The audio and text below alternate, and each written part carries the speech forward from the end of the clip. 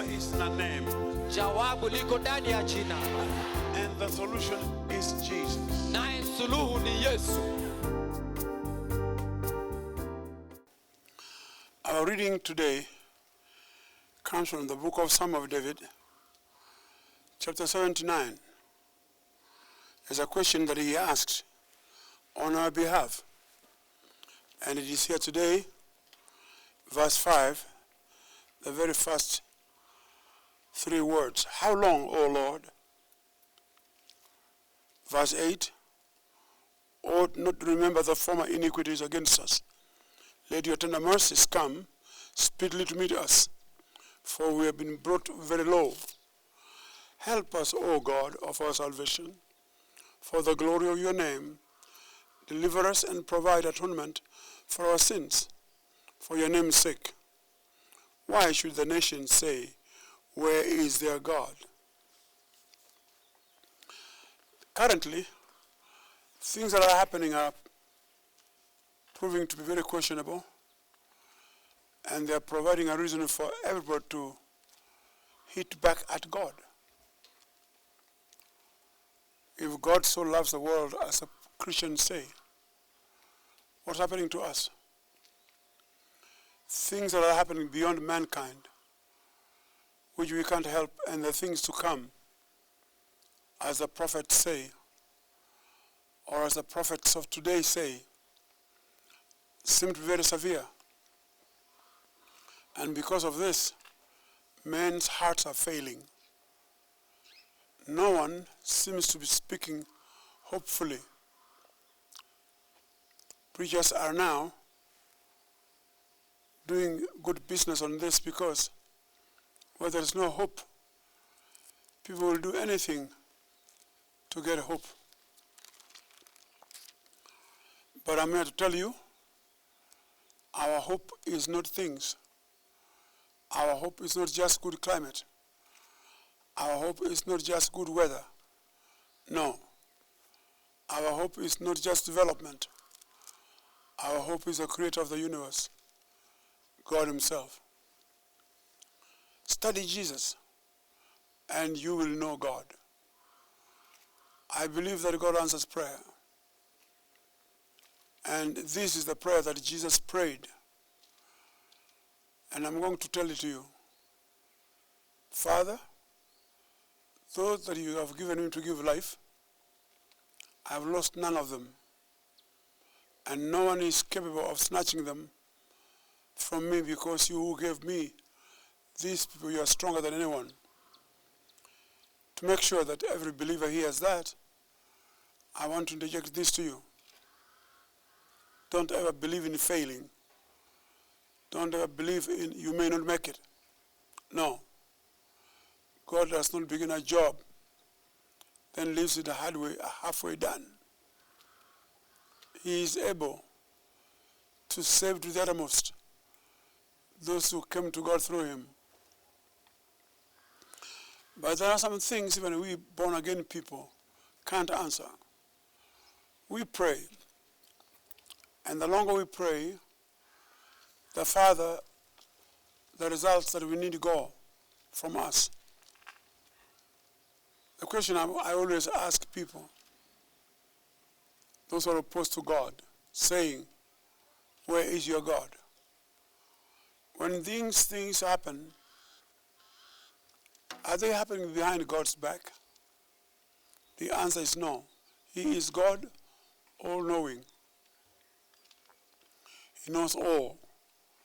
To him there is no future, there is no past. To him he is a God of now. He is a God who is there. His name is Jehovah Shammah. He is ever there. He doesn't come, he doesn't go. Emmanuel came to redeem us and put us in Shammah. Emmanuel means God with us. And Jesus being Emmanuel, he has not left. So study his life. You will be surprised, because how he loved people, he still loves them now. He has not changed. It's we people who have changed. There's one thing we can never change. Sin. We're born so, We live so, we die so, we plan sinfully, and we die sinfully. However, the cry of the psalmist is now stronger than ever. Lord, how long? Every time we pray, the answer seems to go farther and farther. One thing that gives me comfort is, before I prayed, God knew it. I'm just praying for something He knows. So before He answers, it's me He answers. He doesn't deal with the situations. I have come to believe that I am His situation currently. He does with me. He prepares me. Just in case that thing I'm praying for does not change, when it comes to pass, it finds me changed. So it doesn't affect me. I'm not going to repeat that, how long, Lord? Because I have known that the longer it goes, God is planning a bigger effect, stronger victory, and more wonderful times. I will look back and say, Lord, if it were not you, I would have been consumed. So I thank God for everything. The Corinthians were men of minds, Greeks, great men who knew philosophies. They never agreed to anything unless you could prove it to them that what you are saying is true. And you must have a proof. However, these same men, Greeks, it came to pass that when they received Christ, they discovered their wisdom was quite below level. There was another wisdom that beyond them. Jesus of Nazareth. One time, they sent 2 Roman soldiers to arrest him and bring him to be judged for insurrection, because so many people are following him. When they came to arrest him, Roman soldiers, if you learn history, a Roman soldier lived with obedience. When they reached him, they made one mistake. They listened because they found people, too many people, and they made a mistake of thinking maybe he will close his sermon very quickly, we take him. They made a mistake of listening to him. Only by hearing him say things, they went back without him. And they asked him, where is the prisoner, the man you went to arrest, Jesus? They answered their leaders, they answered the rulers. No man ever spoke like this one. No man ever. If there was, we don't know. If there is, we don't know. If there will be another, we don't know. But this one is uttermost. That's why we couldn't bring him. Think of it. Roman soldiers failing to bring an armed man. They had swords. They had shields. Roman headgear, just in case of trouble.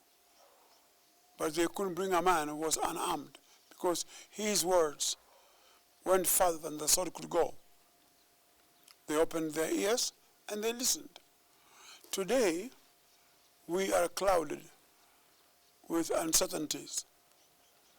But in these stormy times, if we can hear him talk, the storms may not stop, but he will be in the storm. The storm will be under his feet. His word will make our boat of life not sink. Think of it. When he came to the lake of Galilee, when they saw the storms, they did not know if they would survive. But look, who is in the storms? Jesus, walking on the storms. Even the storms of life today, the Nazarene still walks on them. He is the same yesterday, today, and forever. So my listener, hopefully, tell your storms under Jesus' feet. The only problem is we are afraid. 12 of them saw Jesus walking on the storm. Yes, but only one made use of seeing Jesus on the storm. You be that one. Peter. He told him, Lord, stop there.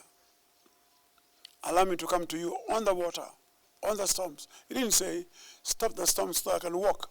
No. He said, stop there, let me come to you. Peter took the privilege of seeing Jesus. Others missed him in action. And Peter walked on that water. And since then, no one has ever done it. It was a historic thing. Today, you can walk on your storms. Yes, you can, if you put your eyes on Jesus. See, when the Bible says, when Peter saw the storms, he was afraid. All this time, he was not seeing storms. When he was walking, he was seeing Jesus. When he began to take his eyes off Jesus and wonder about the storm and ask a question, am I really walking on the storm or am I dreaming? No, you're not dreaming. You're actually walking on the storm. Today, the storms of life are more severe than the storms of that sea. The storms of life today don't just destroy the body, they destroy the mind, they destroy the future, they destroy hope, they destroy marriages, they destroy youth. You die before time. You may not die buried, but you die while walking.